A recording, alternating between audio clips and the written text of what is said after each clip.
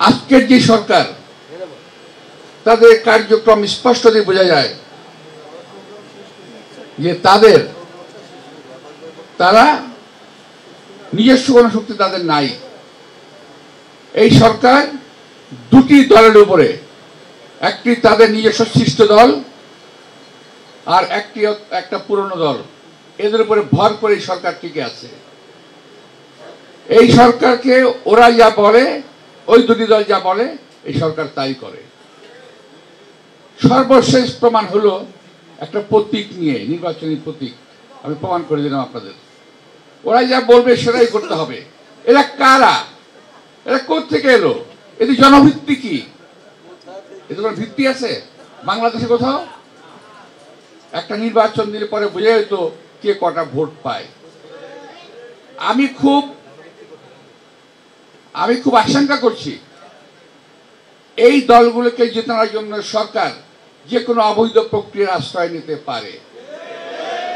যেটা বিগত সরকার করেছিল, যেটা আওয়ামী লীগ সরকার করেছিল, রাতের ভোট দিনে, দিনের ভোট রাতে, ঠিক না? এই সরকারও সম্ভবত এরকম কোনো কাজ করে ফেলবে। নইলে এই সমস্ত অনাকাঙ্ক্ষিত লোকজন, এই দেশের জনগণ যাদেরকে প্রয়োজনীয় মনে করে না, তারা আজকে লম্বা লম্বা কথা কিভাবে বলে আমি বুঝতে পারি না। যারা এই বাংলাদেশকেই চায়নি কোনোদিন, তারা বাংলাদেশ শাসনভার চায়, আমি বুঝি না। যারা ওই সময় পাকিস্তানকে চায় নাই, 1947 সালে তারা পাকিস্তানের বিরোধিতা করেছে, 1971 সালে বাংলাদেশের বিরোধিতা করেছে, 1996 এবং আরো কয়েকটা সময় এই দেশের জনগণের মানুষের স্বার্থের কথা, বিরুদ্ধে কথা বলেছে। ওরা আজকে লম্বা লম্বা কথা বলে।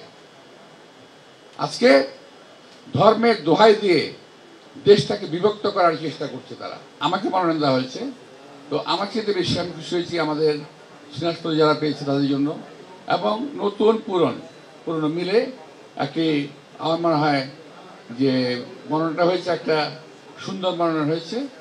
হ্যাঁ,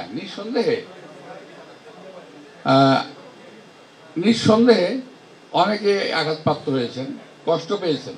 অ্যাক্টিং চেয়ারম্যান সাহেব যেটা করেছেন, ভেবেচিন্তে করেছেন। আমরা অনেকটা শুধু দেওয়ার চেষ্টা করেছি, উনি গ্রহণও করেছেন।